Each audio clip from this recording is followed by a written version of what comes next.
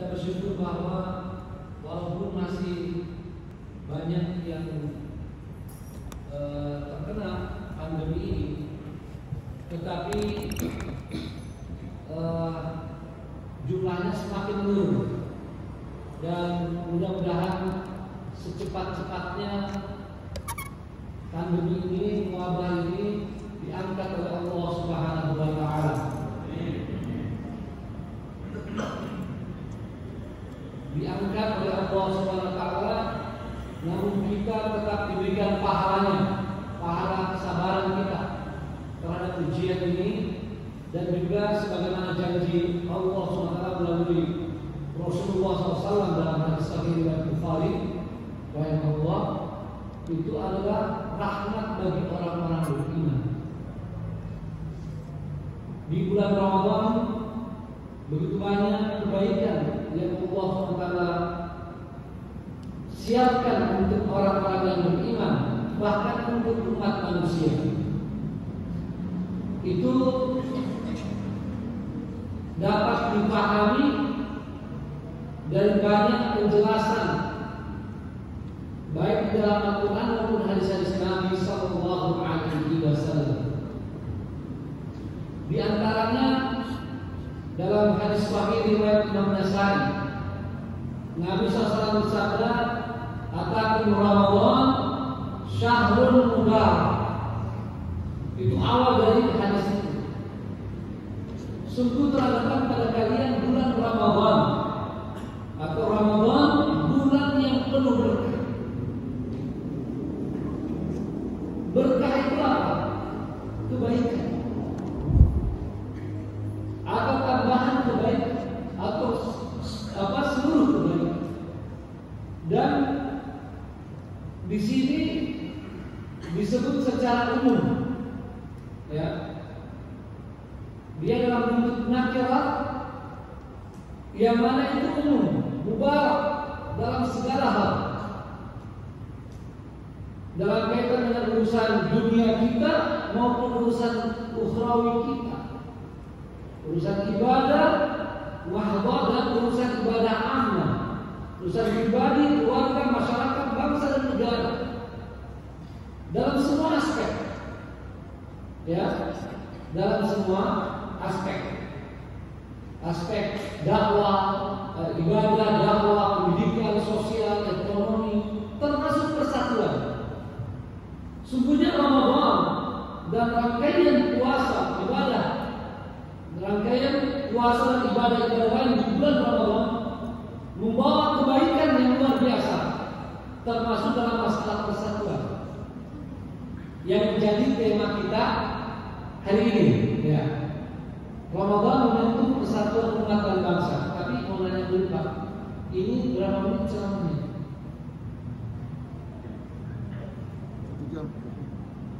Ya.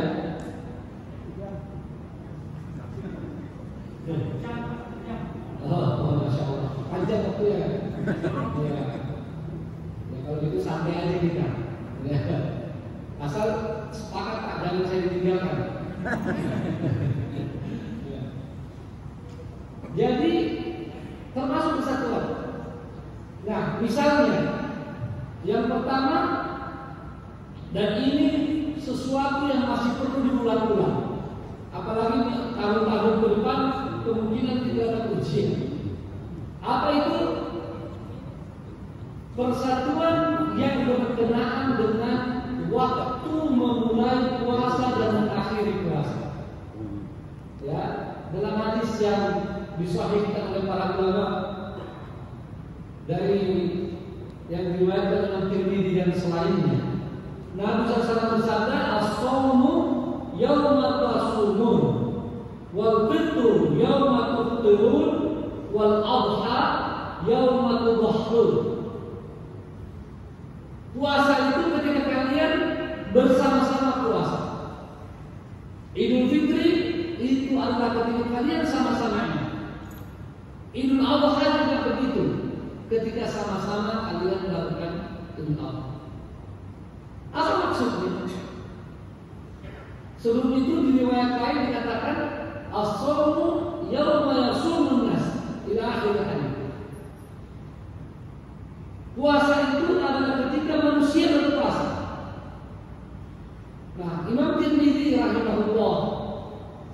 ketika menjelaskan hadis ini, ya, mengatakan bahwa puasa ibadatun jami'iyah, dia adalah ibadah secara bersama. Kalau secara bersama, ya, secara umum atau mengikuti yang mayoritas, ma'idhamin nas, yang mayoritas. Nah, dari sini kita melihat sesungguhnya Ramadan itu adalah momentum persatuan yang luar biasa. Ini baru dari sisi bagaimana memulai dan mengakhirinya. Dan biar agak panjang sedikit karena tadi sudah dikasih tahu bahwa lama yang waktunya, kita jelaskan lagi. Ini pengetahuan yang penting bagi kita umat Islam, terutama di Indonesia dan beberapa negara yang sering terjadi perbedaan awal dan akhir puasa. Kita bersyukur 5 tahun atau 6 tahun ini kita kira-kira puasa awal dan akhir sama. Ya, itu rezeki dari Allah karena kebaikan bulan. Apa yang dimaksud dengan kebaikan bulan? Di Indonesia kita ada 2 metode, ada 2 kelompok besar dengan 2 metode penetapan awal dan akhir Ramadan. Satu menggunakan ru'yah sebagaimana dalam hadis, ya, sumu li ru'yatihi wa aftiru li ru'yatihi. Yang satu lagi menggunakan hisab, menghitung dengan mencoba memahami, ya, mencoba memahami atau mentakwil hadis wa in gumma 'alaikum faqduruna. Ya. Jadi perhitungkan dalam domain lain sebetulnya disuruh sempurnakan, ya. Fa'akmilu 'iddat Sya'ban. Ya, jadi ada 2 metode, maka sering terjadi perbedaan di dalam penetapan awal dan akhir puasa. Kenapa 5 tahun ini, Pak? 6 tahun ini kita sama. Ini karena kebaikan bulan. Apa kebaikan bulan? Di Indonesia ini, kalau posisi bulan di akhir Sya'ban atau tanggal 29 Sya'ban dan 29 Ramadan, posisi bulan di bawah 0 atau di atas 2 derajat, kita bersatu. Ya, itu biasanya. Ini bertahun-tahun begitu. Kalau posisi bulan sesudah ijtima'nya di bawah 0, kita bersatu ijtima'. Ya, ijtima' artinya menyempurnakan. 29 jadi 30, maka puasanya sehari sesudahnya. Ya, jelas Pak ya? Begitu juga kalau di atas 2 derajat. Di atas 2 derajat yang mengenai hisab sudah menetapkan dari awal, sebelum berbulan-bulan sebelum puasa dia sudah tetapkan akan jatuh esokan harinya. Karena di atas 2 derajat. Yang ru'yah rata-rata bisa melihat, walaupun ini kontroversial sebetulnya. Ya, di Indonesia ini asal posisi bulan di atas 2 derajat itu rata-rata bisa dilihat. Walaupun ini kontroversial. Kenapa kontroversial, Pak? Ini nggak apa-apa, kita sedikit belajar ilmu ini, Pak ya. Ini untuk pencerahan, tapi singkat saja. Kontroversial karena menurut ilmu astronomi dengan menggunakan lensa yang kuat, itu posisi 2 derajat itu atau lebih sedikit itu sulit untuk dilihat. Ya, sulit untuk dilihat. Karena posisi hilal itu, ya, dia bisa 2 derajat di atas ufuk pada saat mau terbenam matahari. Itu dia turun. Pada saat turun ke ufuk, itu matahari terang sekali, ya, terang sekali. Jadi saat masuk dalam perjalanan turun tidak kelihatan. Kalau anggap ini ufuk, jadi ketika matahari, ketika matahari kamu lihat, begitu matahari terbenam ini cuma beberapa menit, ini hilal bisa dilihat. Teorinya ini, kalau dia sudah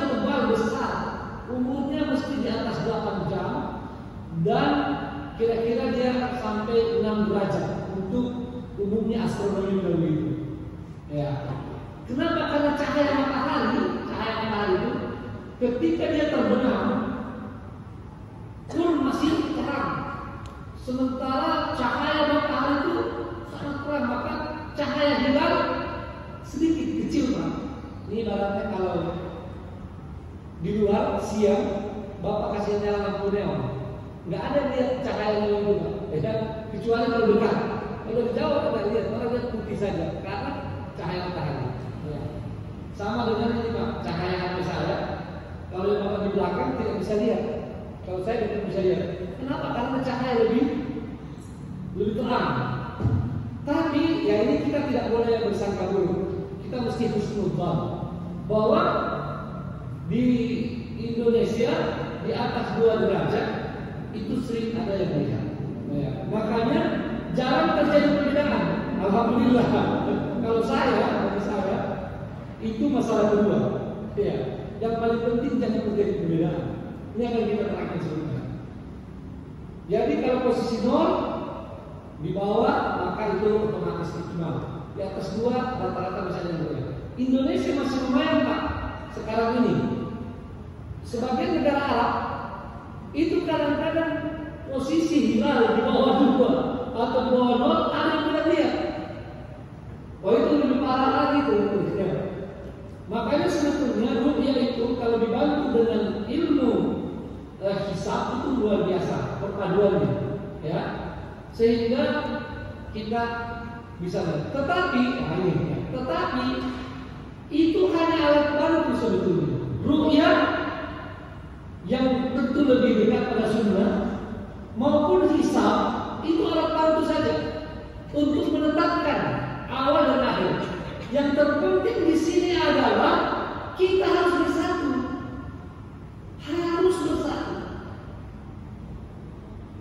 Mengapa? Karena begitu hadisnya. As-sawmu yawma tasumun wal fitru yawma tuftir. Melihat bulan itu kan sebetulnya cuma media. Nabi SAW ketika mengatakan fa'akmilu atau mengatakan faqdur, itu artinya sebagai sesuatu yang bisa kita lakukan. Hakikatnya tidak bisa berbeda. Maka terkadang kita puasa itu 1 Ramadan secara syar'i, tapi secara astronomi, secara perhitungan itu sudah 2 Ramadan. Ya, sudah 2. Kenapa?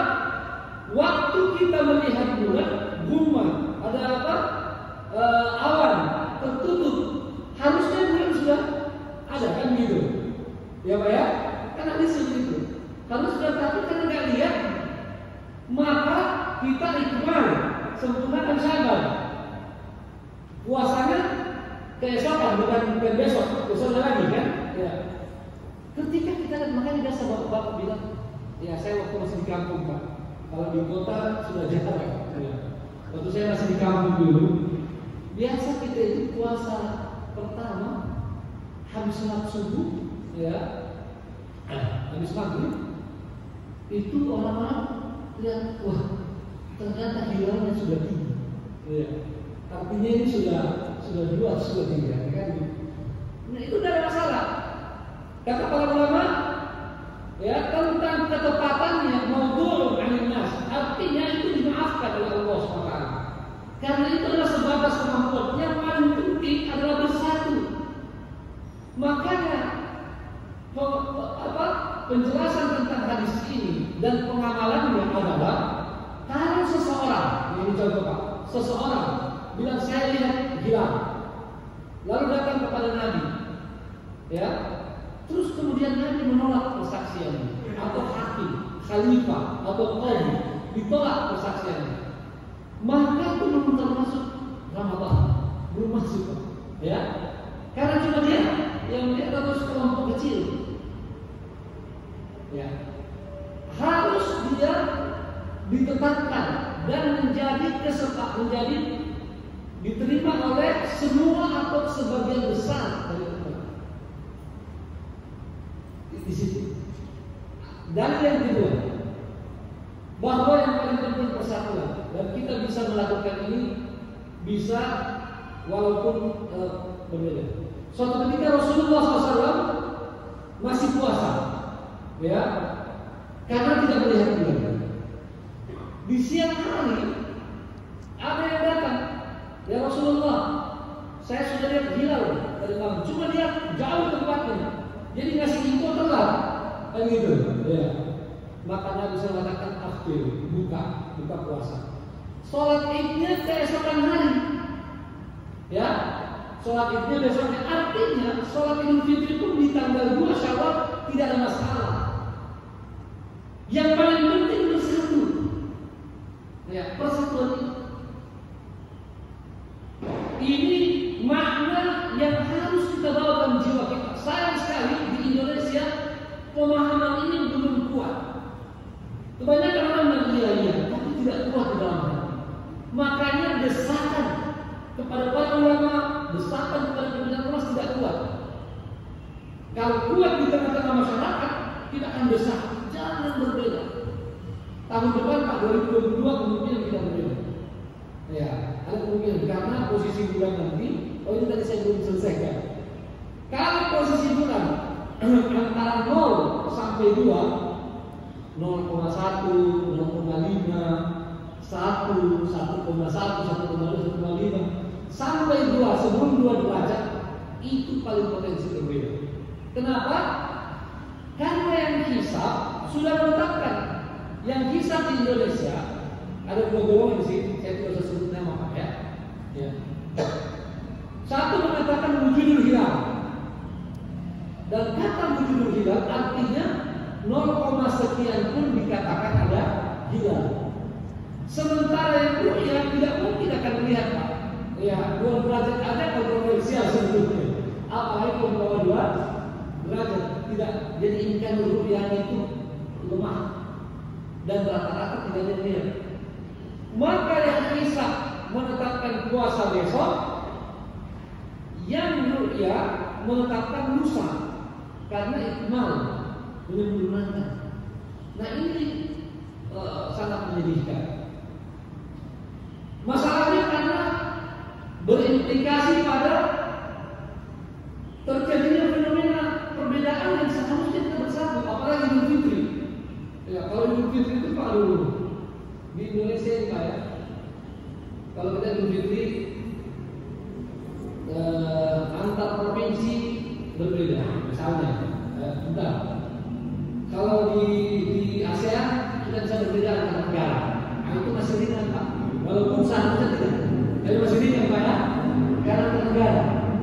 Sekarang bagaimana kalau berbeda dalam satu provinsi? Provinsi Banten ada 2 kelompok, provinsi Jakarta ada 2 kelompok. Ada yang puasa hari ini, ada yang puasa besok, ada yang hari ini, ada yang besok. Bukan sampai di situ saja Pak. Dalam satu kabupaten berbeda, dalam satu kecamatan berbeda, dalam satu kelurahan bisa berbeda. Kan aneh itu, aneh. Idul Fitri di satu kecamatan, satu kelurahan, satu hari ini, satu besok. Dan itu tidak pernah terjadi di zaman Nabi, di zaman Khulafaur Rasyidin, dan di zaman dahulu. Nah, ini harus benar-benar kita lakukan pencerahan kepada umat. Lantas bagaimana jalan keluarnya Ustaz? Mereka begitu. Mungkin yang paling penting bapak-bapak bilang, oke, kira-kira jalan keluarnya apa Ustaz? Ini kan masing-masing tetap bersikukuh dengan metodenya. Atau dia satu kisah. Jalan keluarnya yang pertama, semua pasang tekad kita harus bersatu. Itu dia pertama. Ya, kita harus bersatu. Yang kedua, kalau masalah metode ada beberapa cara. Satu, serahkan kepada pemerintah. Ya, serahkan pemerintah dalam itu menteri agama. Dan kita tahu kan di Indonesia ini yang namanya penetapan awal dan akhir Ramadan itu bukan pemerintah dalam artian personal. Dia adalah kesepakatan dari ormas, dari ulama dan ormas. Ya. Nah, ada yang bilang Ustaz susah kalau serahkan karena pemerintahnya kadang-kadang tidak asli lagi. Oke lah, ya ini salah satu misalnya tanggapan. Masih ada alternatif yang ketiga, serahkan kepada Majelis Ulama Indonesia, kan begitu? Ya. Dan di MUI ini berkumpul seluruh ormas Islam. Tidak ada ormas Islam Ahlussunnah yang tidak ada di MUI.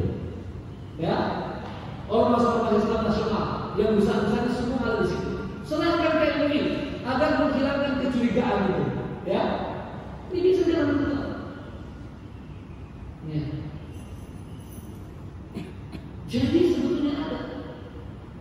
Dan MUI kalau misalnya ingin menetapkan agar tidak berat sebelah, agar adil, maka dalam musyawarah para ulama bisa menyampaikan, ayo kita sepakat satu metode. Kalau tidak sepakat, oke, bisa metode berbeda, tetapi kemudian kita bisa mencari solusinya. Apa solusinya? Misalnya dengan menggunakan imkan ru'yah. Itu sebetulnya merupakan salah satu solusi yang pernah yang ditawarkan juga. Artinya, yang ru'yah diminta untuk mengalah kalau sudah 2 derajat. Ya, lihat tidak lihat bisa ditetapkan oleh MUI atau pemerintah. Yang hisab di bawah 2 derajat Anda harus menang. Ya. Jelas ini? Ini sebagai sebuah titik kompromi. Kalau Anda bilang, Ustaz, ini kan ibadah mahdhur, wajib ain. Kenapa pakai kompromi? Kenapa mesti kesulitan? Jangan salah. Ibadah ain, ya, ibadah mahdhur bisa diatur tentang waktu dan tempat pelaksanaannya. Masalah ibadahnya memang masing-masing, tapi masalah waktu dan tempat bisa diatur. Apalagi sudah ada hadis sahih tadi dasarnya. As-sawmu yawma tasum. Kalau mau contoh gampang Pak, nah saya punya negara Pak. Mungkin saya pernah sampaikan di sini, tidak mengapa kita ulang lagi supaya memperkuat. Kita ambil 2 contoh saja Pak. Ya, satu Malaysia, tetangga kita, satu Saudi Arabia. Ya. Di Saudi Arabia Pak, yang menganut mazhab hisab ada Pak, termasuk sebagian lebih meyakini hisab. Ya, dan kadang-kadang diskusinya di media, bahkan di TV. Tapi kalau sudah dalam pengumuman, ya, dalam pengumuman, maka semuanya satu. Ya. Yang kedua Malaysia. Malaysia itu di sana ada cabang organisasi yang menganut hisab di Indonesia. Bapak tahu kan? Ya, saya tidak usah sebut. Tapi mereka di Malaysia tidak pernah berbeda dengan penetapan pemerintah karena itu mayoritas. Walaupun metode rupiah.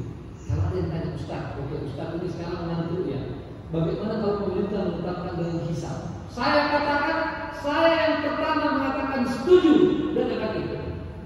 Walaupun saya meyakini metode rupiah, saya menganggap metode hisab itu kurang afdal. Tapi kalau pemerintah menetapkan berdasarkan hisab dan itu adalah merupakan mayoritas umat, terutama di mayoritas Pak, ya, diikuti oleh mayoritas, maka saya akan ikut. Ya, karena persatuan di sini sangat penting. Ya, begitulah penjelasan para ulama dalam kitab-kitab mereka. Ya,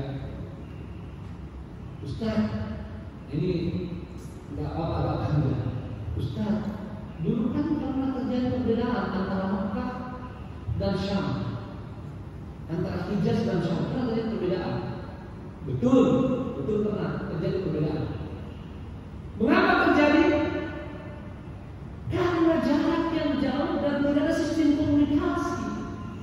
Ya, tidak ada sistem komunikasi. Mau bagaimana cara orang di Syam yang tidak bisa melihat bulan mengetahui orang di Hijaz berpuasa? Tidak tahu.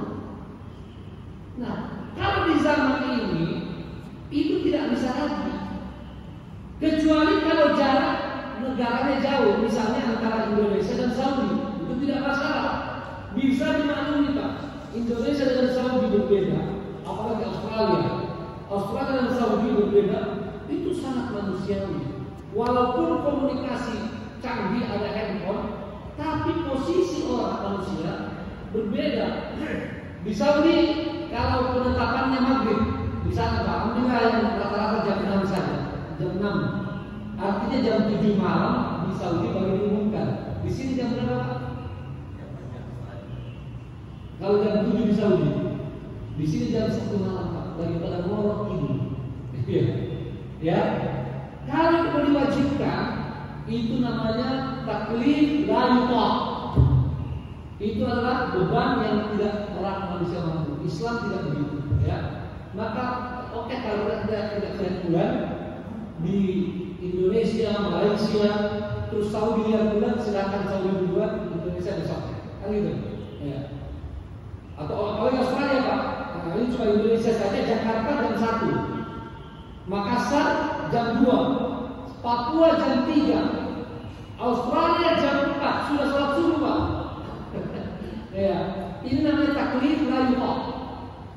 Nah, tapi kalau negara berdekatan, Indonesia, Malaysia, Singapura, Brunei, ya, sekarang ini tidak lagi ada alasan boleh berbeda, harusnya bersatu.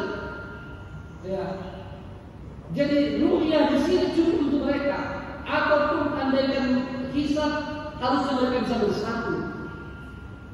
Satu itu. Maka yang disebut dengan ikhtilaful matalib,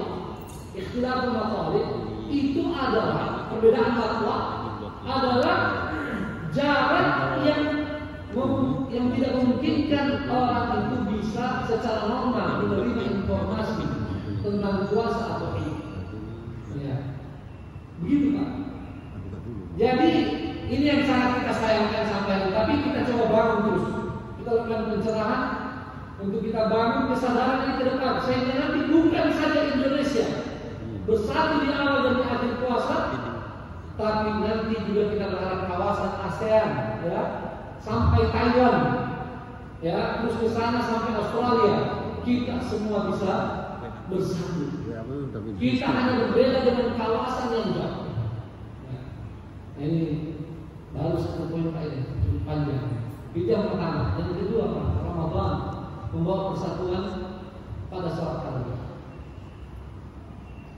Sholat tarawih, karena kita tidak sadar ini momentum untuk bersatu, berukhuwah, ya. Karena sholat tarawih cuma di Ramadan, ya. Kesempatan tarawih, orang-orang yang misalnya jarang ke masjid, alhamdulillah mau ke masjid, dan itu bisa silaturahim. Dan ini terjadi di seluruh dunia. Ini fenomena persatuan. Dan dalam kaitannya dengan tarawih Pak, Nabi SAW bersabda, kalau perhatikan Pak, demi kebaikan persatuan, man qama ma'al imam hatta yansharif kutiba lahu qiyamul lail. Barang siapa yang sholat bersama imam sampai selesai, maka seolah-olah dia sholat semalam suntuk. Tolong jemaah al-ikhlas, kalau ada yang sholat bersama imam, jangan tinggalkan imam Pak, ya, sampai selesai. Jangan bilang saya mau mikir di rumah, salah itu. Salah dalam artian bukan tidak afdal, bukan salah dalam artian batil, bukan, ya. Tidak afdal. Yang afdal sholat bersama imam. Kenapa? Pahalanya sama dengan sholat semalam suntuk. Saya saja, kalau saya ceramah di masjid manapun, kalau saya dapat giliran tarawih, saya taruh sampai selesai, ya, bersama imam. Padahal saya sendiri itu kadang-kadang lebih suka sholat sendiri di rumah tengah malam. Tapi kalau saya dapat kesempatan sholat bersama imam, saya sholat sampai selesai. Ya. Ini pahalanya besar, luar biasa. Tapi dia mempunyai makna lain, ada faedah lain. Sholat bersama imam itu fenomena persatuan. Dan jangan kita ini sholat tidak bersatu, ya. Sholat meninggalkan imam itu kan suatu gambaran kurangnya bersatu. Dan dalam kitab-kitab fikih para ulama tentang sholat berjamaah, ini barangkali ilmu baru. Bapak-bapak kalau telat ke masjid, ya, terus sudah selesai imam, assalamualaikum, assalamualaikum, baru masuk. berapa 2-3 orang? Halo Pak, ini Bapak telat di sholat apapun, sholat duhur, sholat maghrib, sudah salat imam, Bapak masuk 2-3 orang. Apa yang Bapak lakukan? Bikin jamaah baru. Itu kebiasaan kita, dan itu tidak masalah dalam keadaan normal. Tapi kata para ulama, itu tidak boleh menjadi kebiasaan. Kalau Bapak sering telat, beberapa orang tidak boleh Bapak bikin jamaah, karena bisa menimbulkan fitnah bahwa dia memang tidak boleh ikut imam. Itu begitu telitinya para ulama. Ya, mereka sangat teliti. Kalau begitu, apa yang Bapak lakukan? Sholat sendiri-sendiri saja, atau pulang sholat di rumah. Ya, karena takut menimbulkan fitnah. Kata para ulama itu boleh saja ya, asal tidak menimbulkan fitnah. Tapi kalau Bapak setiap duhur, ya, dan imamnya duhur itu memang sudah jelas siapa gitu, setiap duhur telat dan bikin jamaah di belakang, kira-kira bisa menimbulkan kerusakan? Bisa. Itu artinya sholat tarawih ini bisa membawa kita kepada persatuan. Yang ketiga, persatuan dengan membangun solidaritas dari puasa. Ketika Bapak puasa merasakan lapar dan dahaga, bagaimana orang-orang miskin yang bukan saja lapar di siang hari, di malam hari juga mereka lapar. Orang miskin yang bukan di Ramadan saja mereka lapar, di luar Ramadan juga lapar. Itu bisa melahirkan kesadaran solidaritas. Ada simpati, ada empati buat mereka, dan ini akan memperkuat persatuan. Ya. Sehingga Bapak akan membangun jembatan-jembatan emas persatuan melalui infak, sedekah, ya, membagi buka puasa, ya, zakat, dan paling terakhir zakat fitri. Kalau ada di antara kita yang sifat kikirnya, sifat bakhilnya itu tingkat dewa, kata anak muda. Ya, moderator kita anak muda lagi ya. Kalau sudah pikirnya tercapai tingkat dewa, maka paling terakhir zakat fitri wajib tetap dia lakukan. Ya, ya. Selain kalau dia punya harta zakat mal juga. Tapi kalau dia tidak cukup, maka minimal zakat fitri akan keluar. Inilah jembatan-jembatan emas, ukhuwah dan persatuan. Yang berikutnya yang kelima, puasa Ramadan datang untuk membentuk pribadi yang tenang, sabar, dan tidak emosional. Sabar berinteraksi dengan saudaranya, tidak mudah tersinggung. Ya, walaupun kadang-kadang saudaranya besar. Itu ajaran puasa. Insabahu ahadun au qatalahu falyaqul inni shahid. Bila seseorang di antara kalian yang berpuasa lalu dicaci, diejek, ya, dicemooh, ya, apalagi, dan diserang, maka jangan dia reaktif, jangan membalas. Ya, artinya apa Pak? Jangan membalas, dia akan diri kita diserang. Bukan, ya, itu tidak ada dalam ajaran Islam. Ditempelin pipi kanan, katanya kasih pipi kiri. Itu ajaran Nabi. Nabi siapa? Ya, ini enak aja ngomong. Ya.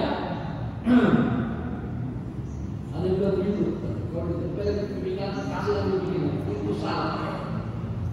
Tapi jangan dikatakan kalau ditempelin pipi kanan, tempelin juga pipi kanannya. Tidak begitu ajaran Islam. Ya, ini salah, yang benar di tengah.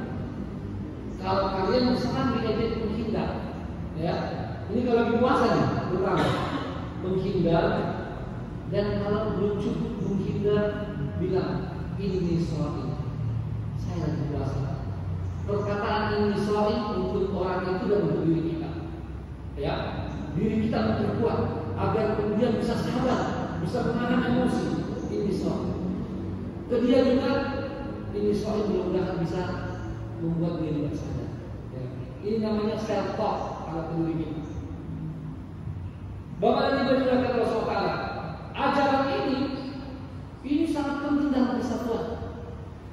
Banyak persatuan, banyak persaudaraan hancur gara-gara emosi yang tidak terkendali. Padahal masalahnya sepele, betul Pak? Kadang-kadang hanya anak bertengkar di sekolah, kita emosi Pak, ambil parah, ya, atau pergi maki-maki. Kadang-kadang hanya masalah salah parkir, kita emosi. Hanya persoalan air langsung.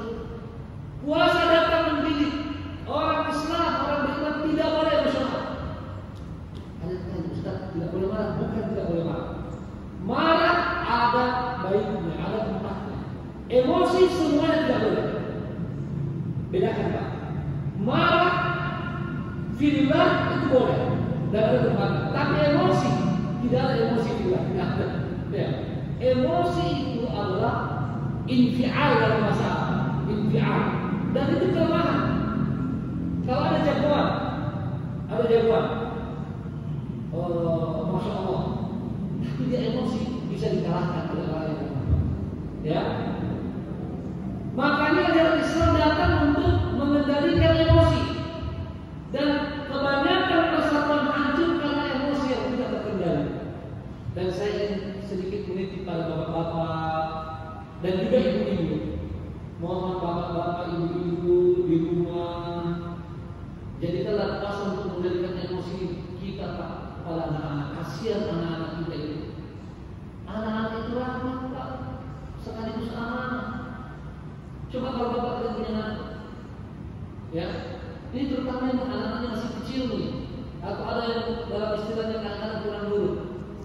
Ya, jangan pakai istilah nakal Pak. Ya, yang kurang nurut misalnya. Hati-hati, jangan emosi. Marah boleh, jangan emosi. Karena kalau emosi Pak, nanti bapak menyesal sendiri. Mungkin bapak lagi pegang batu, lempar anaknya. Ya. Lagi pegang besi, pukul anaknya. Ini karena emosi yang terpendam. Kadang-kadang ibu tidak sadar mencubit perut anaknya. Ya, itu karena emosi. Bapak-bapak juga pada istrinya, tahan emosi, jangan sampai menganiaya istri.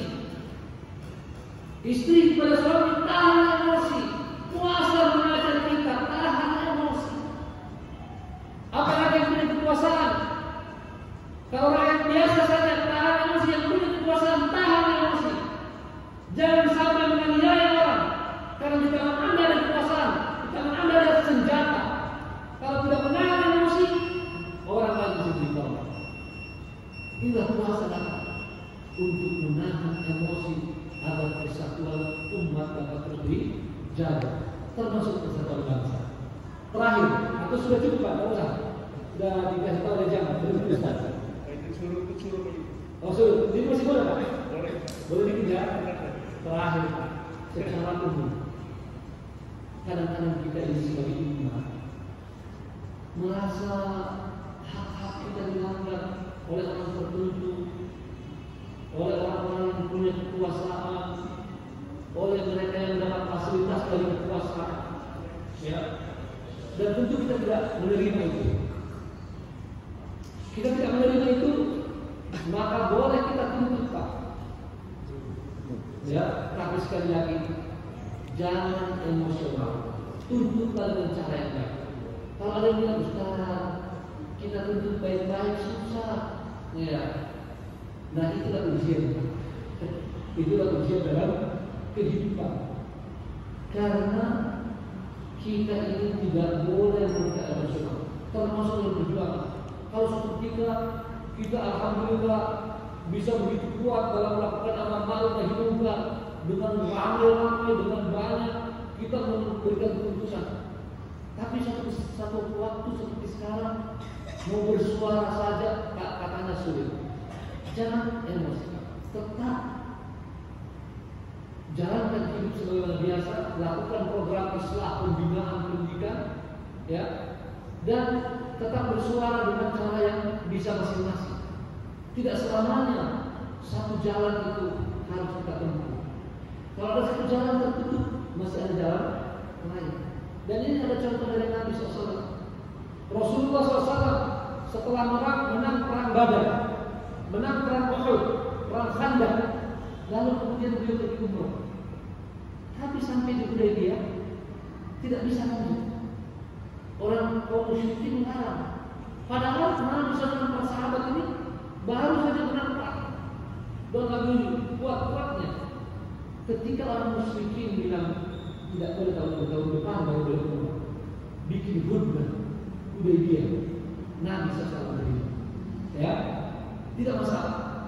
Ada saatnya Pak, ya, ada saatnya kita harus benar-benar menahan diri untuk kemudian melakukan amal-amal yang baik. Itu yang namanya sabar. Sabar itu Pak kalau kita menahan diri tapi aktif. Bapak sabar tapi aktif berdakwah, aktif belajar, aktif, maka apa yang kita inginkan bisa terwujud.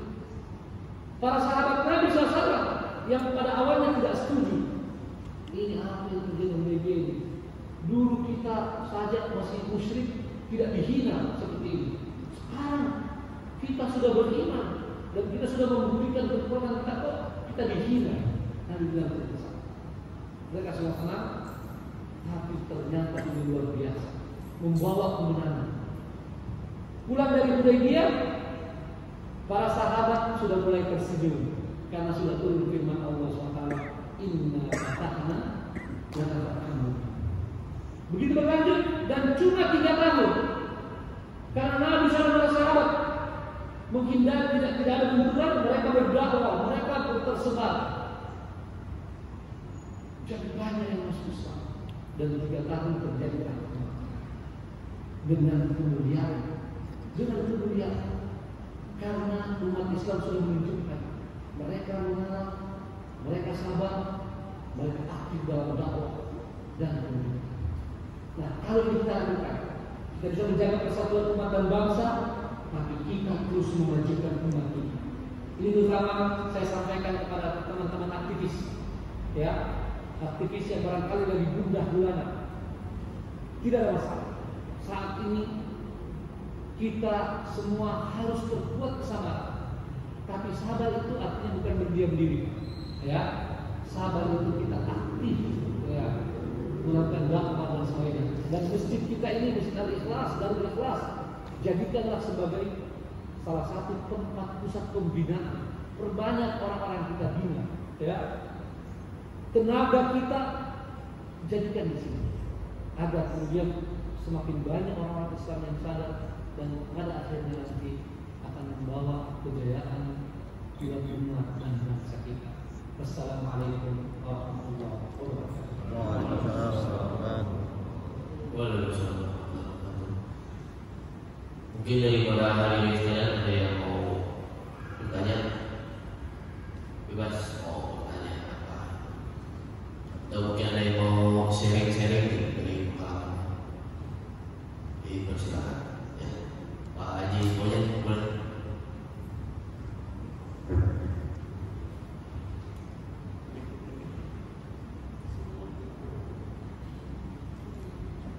Assalamualaikum warahmatullahi wabarakatuh. Waalaikumsalam. Terima kasih atas pemikiran nomor satuannya yang mesti terbuat. Yang saya tanyakan adalah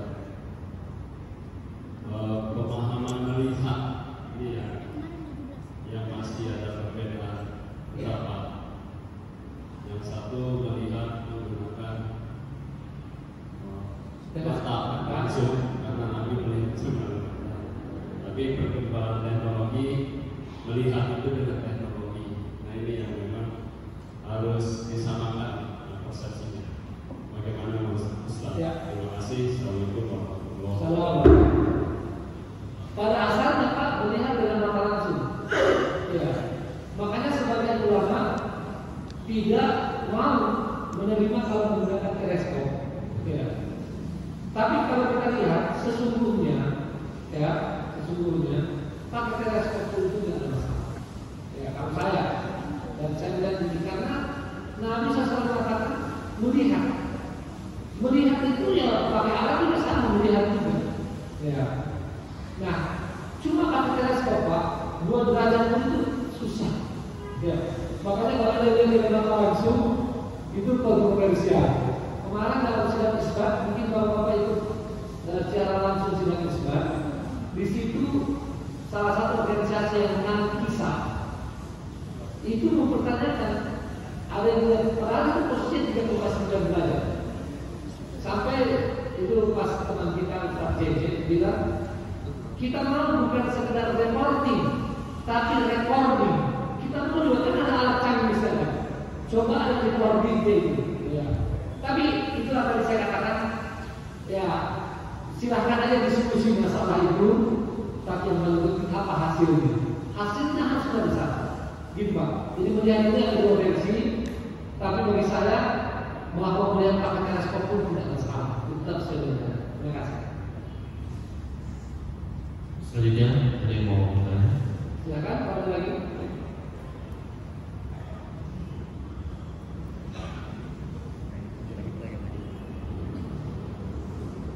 Assalamualaikum warahmatullahi wabarakatuh. Kami ingin bertanya sedikit tentang persatuan, karena selama ini ada dua paham tentang menentukan, ini contohnya yang kelihatan tentang menentukan satu Ramadan. Ada yang bisa, ada yang dengan cara kuliah. Dua-duanya mempunyai dasar hukum. Tetapi mungkin hal lain juga banyak yang berbeda. Tapi yang perlu kita lihat bahwa ada dua badan yang kita sama-sama ketahui. Yang pertama adalah pemerintah yang kita pilih secara bersama-sama dan telah kita ketahui. Kemudian adalah yang kedua Majelis Ulama MUI yang isinya adalah ulama-ulama di atas ulama-ulama yang ada di kedua paham tadi. Kenapa masih terjadi perbedaan? Tidak mengikuti yang dua ini. Apakah karena negara kita ini negara hukum atau kita bukan negara Islam seperti Malaysia, sehingga keputusan yang kita setujui kita pilih mereka tapi tidak kita patuhi? Mohon penjelasan. Ya. Saya kira salah satu masalah adalah masih kurangnya kesadaran untuk bersatu dalam hal-hal yang kita anggap urusan kita. Gitu. Ya. Ini kan urusan kita. Apa yang diatur orang lain? Itu yang pertama sekali. Ya. Yang kedua, di negeri kita sudah terbiasa cukup lama bahwa kita tidak mempunyai suatu patokan untuk masalah-masalah syariat. Tidak punya mufti kita. Itu masalahnya. Kita di Indonesia ini memang punya MUI, tapi MUI tidak diposisikan sebagai mufti negara. Ya. Nah ini salah satu cara, salah satu hal yang harus kita perjuangkan ke depan. Ya. Harus ada mufti. Makanya di Malaysia bisa bersatu. Ya, di Saudi bisa bersatu, ada mufti. Ya. Dan termasuk di seperti Turki itu Pak hisab. Dia merasa, tapi di sana kalau awal Ramadan semua bersatu, akhir Ramadan juga bersatu, ya, karena yang mulia tetapi juga karena ada mufti. Nah ini juga persoalan itu, ya, yang kedua.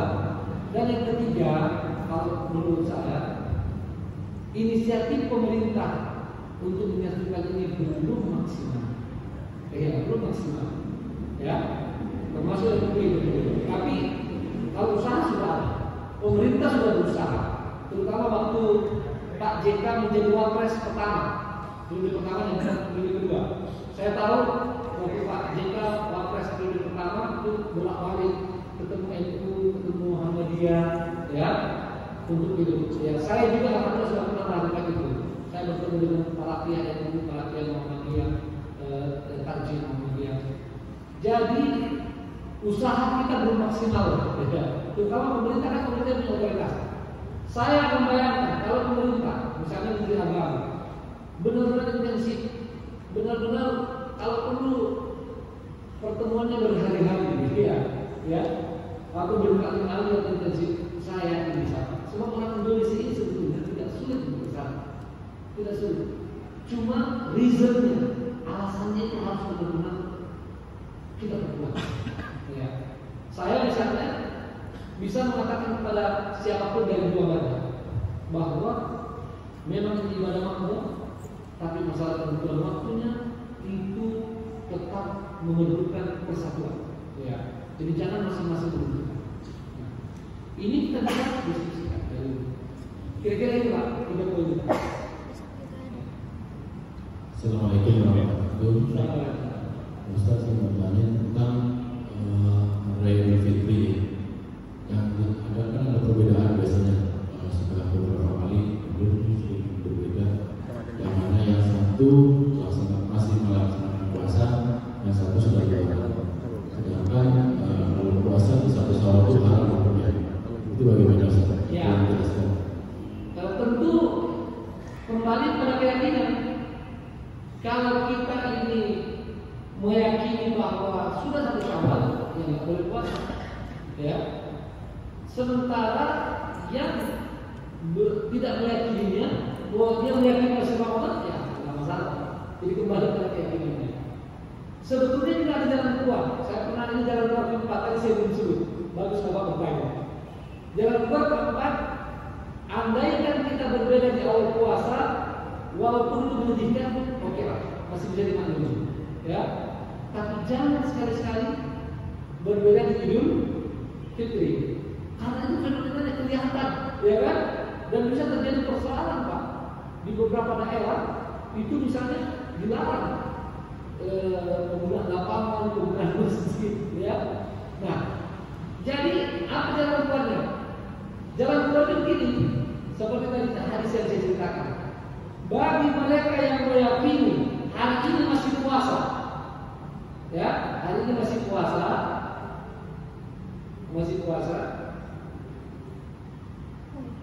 akan Idul Fitri besok, kan gitu.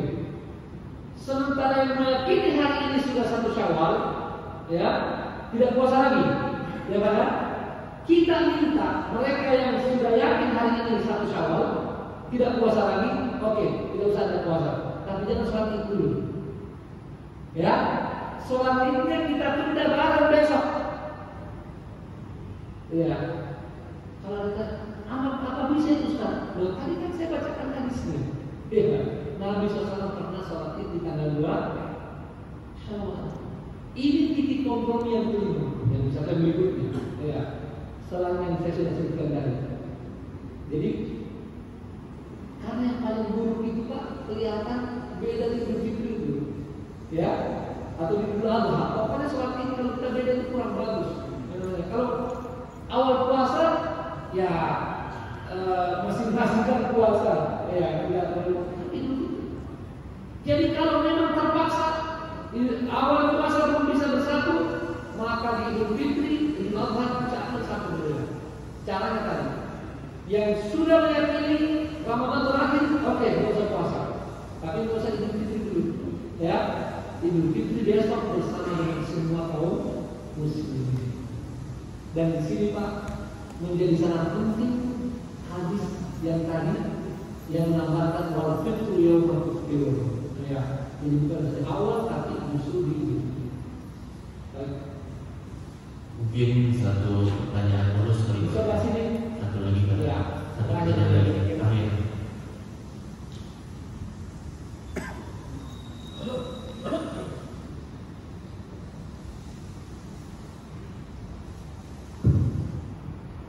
Terima kasih sudah. Ketika kita menjalankan kehidupan bernegara, kita tidak memberikan ruang untuk adanya satu ideologi yang akan merusak persatuan. Oleh karena itu, pemerintah kita selalu berusaha bagaimana caranya tidak terjadi terkontaminasi terhadap persatuannya sehingga persatuannya juga terbentuk. Nah, kenapa kita tidak bisa juga memerankan itu dalam kehidupan beragama? Ya. Jadi saya sih melihat bahwa munculnya golongan-golongan ini adalah sebenarnya sumber dari ancaman persatuan. Misalnya salah satu fenomena yang kecil saja mengenai meningkat sarung ya. Selama itu masih ada hisab dan ruqyah, begitu ya. Ini hanya tinggal waktu saja perbedaan itu terjadi. Karena fenomena alam itu memang akan seperti itu adanya. Nah, apakah dalam hal ini MUI tidak bisa menerangkan bagaimana persatuan ini bisa terjadi dengan satu ketegasan, ya. Menggunakan salah satu metode yang lainnya mungkin tidak kok di MUI sendiri itu tadi Pak Ustaz sampaikan itu terdiri daripada berbagai golongan. Nah, ketika ketegasan itu ada dan diterangkan oleh MUI ya, insya Allah kalau menurut saya bisa terjadi persatuan. Betul. Itu harapan kita semua, Pak. Ya. Saya memang sampai saat ini belum. Jadi MUI pun belum maksimal, Pak. Sudah berusaha, ya, tapi belum maksimal. Pemerintah juga sudah berusaha, tapi belum maksimal. Karena bisa kenapa? Karena tadi itu pertama sekali saya sampaikan kesadaran tentang masalah ini sangat penting bahwa harus bersatu itu masih kurang. Ya, kalau itu sudah masuk dalam diri Allah sedih banget. Kalau kita berbeda, itu baru bisa, ya, baru bisa. Karena kalau cuma tidak MUI, yang ini ada berbagai ormas. Lah siapa yang memulai berbicara? Semua sudah kan gitu. Nah yang memulai pun, ya kadang-kadang bilang itu bagus Ustaz tapi sulit. Nah ini masalahnya, ya. Pesimisme itu yang ada. Harusnya kalau menganggap bahwa ini sangat penting, ini wajib, ini mutlak, lalu kemudian walaupun sulit awalnya diupayakan. Tapi kita jangan pesimis, ya. Ke depan kita berharap, ya. Mudah-mudahan insya Allah suatu ketika kita dapat misalnya para pemimpin MUI yang lebih kuat di dalam mengupayakan persatuan ini. So, persatu itu wajib, ya. Persatu itu wajib. Makasih. Alhamdulillah kita sudah di penghujung acara. Terima kasih Pak Kiai atas kajiannya pada hari ini. Sehingga apa yang disampaikan oleh Pak Kiai Terima kasih untuk Anda. Saya bermanfaat untuk kita semua. Mungkin kita tutup dengan doa yang mungkin langsung oleh Pak Kiai. اللهم اقسم لنا من خشيتك ما تحول به بيننا وبين معصيتك ومن طاعتك ما تبلغنا به جنتك ومن اليقين ما تهون به علينا مصائب الدنيا اللهم متعنا باسماعنا وابصارنا وقواتنا ابدا ما احييتنا واجعله وارثا منا واجعل ثارنا على من ظلمنا وانصرنا على من عادانا ولا تجعل مصيبتنا في ديننا ولا تجعل الدنيا اكبر همنا ولا مبلغ علمنا ولا تسلط علينا بذنوبنا من لا يخافك فينا ولا يرحمنا برحمتك يا ارحم الراحمين اللهم اجعلنا اخوانا متحابين اللهم اجعلنا اخوانا متحابين اللهم اجعلنا اخوانا متحابين اللهم يا رحمن يا رحيم ارزقنا الاتحاد بيننا وبين المسلمين وبين شعبنا يا ارحم الراحمين اللهم ربنا لا تزغ قلوبنا بعد إذ هديتنا وهب لنا من لدنك رحمة إنك أنت الوهاب اللهم ربنا تقبل منا صيامنا وصلاتنا وكل أعمالنا الصالحة إنك أنت التواب الرحيم اللهم ربنا آتنا في الدنيا حسنة وفي الآخرة حسنة وقنا عذاب النار وصلى اللهم على نبينا محمد وعلى آله وصحبه وسلم والحمد لله رب العالمين. Begitu saja, kurang lebihnya